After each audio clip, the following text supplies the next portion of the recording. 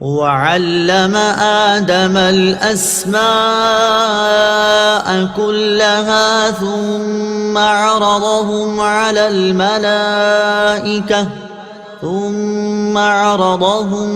الملائكة فقال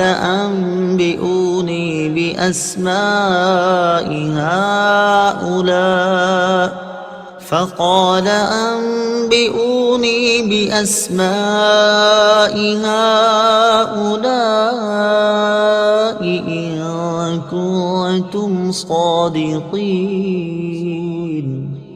ترجمہ: اور اللہ تعالیٰ نے آدم کو تمام اشیاء کے نام سکھا دیے، پھر ان سب اشیاء کو فرشتوں کے سامنے پیش کر کے فرمایا اگر تم سچے ہو تو ان کے نام تو بتاؤ۔ وَعَلَّمَ آدَمَ الْأَسْمَاءَ كُلَّهَا، اور اللہ تعالیٰ نے آدم کو تمام اشیاء کے نام سکھا دیے۔ اللہ تعالیٰ نے حضرت آدم علیہ السلام پر تمام اشیاء پیش فرمائیں اور بطور الہام کے آپ کو ان تمام چیزوں کے نام، کام، صفات، خصوصیات، اصولی علوم اور صنعتیں سکھا دی۔ انبئونی باسماء ہؤلاء، مجھے ان کے نام بتاؤ۔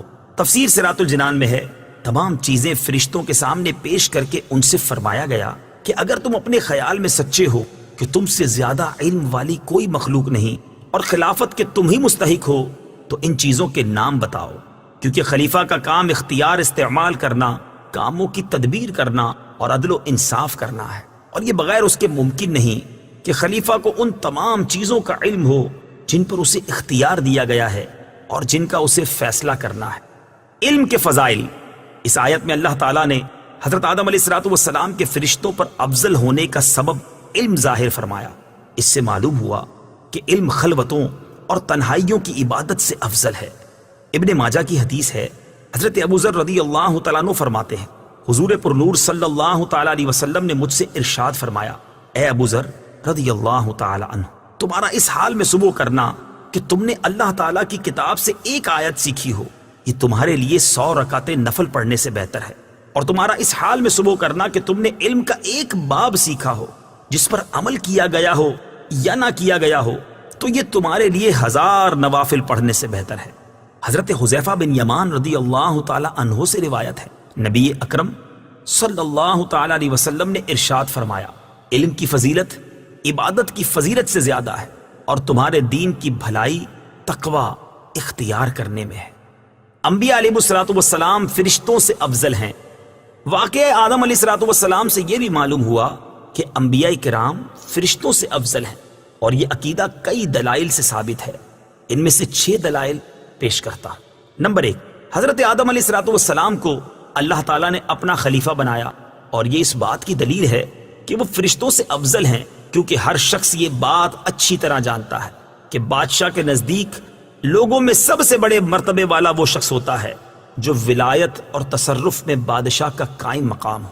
نمبر 2، حضرت آدم علیہ السلام فرشتوں سے زیادہ علم رکھنے والے ہیں، اور جسے زیادہ علم ہو وہ افضل ہوتا ہے، کیونکہ اللہ تعالیٰ نے ارشاد فرمایا، قل هل يستوي الذين يعلمون والذين لا يعلمون۔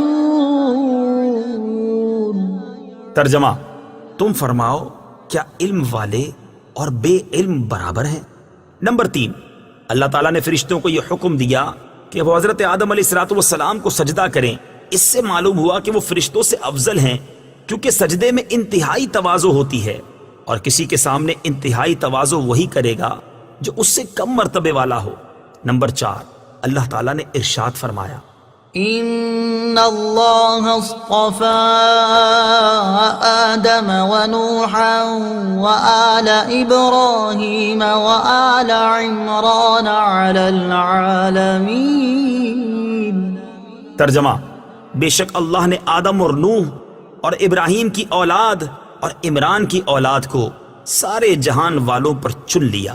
اس کا معنی یہ ہے کہ اللہ تعالیٰ نے ان انبیاء کرام علیہ السلام کو تمام مخلوقات پر چن لیا، اور چونکہ مخلوقات میں فرشتے بھی داخل ہیں اس لیے ان پر بھی ان انبیاء کرام علیہ السلام کو چنا گیا، لہٰذا وہ فرشتوں سے افضل ہوئے۔ نمبر 5، اللہ تعالیٰ نے اپنے حبیب صلی اللہ تعالیٰ علیہ وسلم کے بارے میں ارشاد فرمایا، وما أرسلناك إلا رحمة للعالمين.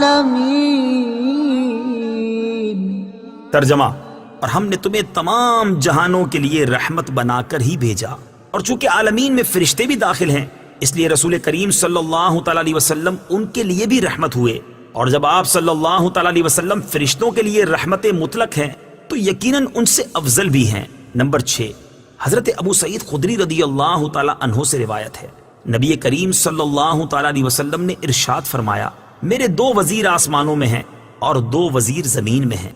آسمانوں میں میرے 2 وزیر حضرت جبرائیل اور حضرت میکائیل علیہم السلام ہیں، اور زمین میں میرے 2 وزیر حضرت ابوبکر صدیق اور حضرت عمر فاروق رضی اللہ تعالی عنہما ہیں. اس حدیث سے معلوم ہوا کہ حضور پرنور صلی اللہ تعالی علیہ وسلم بادشاہ کی طرح ہیں، اور حضرت جبرائیل اور حضرت میکائیل دونوں ان کے وزیروں کی طرح ہیں، اور چونکہ بادشاہ وزیر سے افضل ہوتا ہے اس لیے ثابت ہوا کہ حضور پرنور صلی اللہ تعالی علیہ وسلم فرشتوں سے افضل ہیں.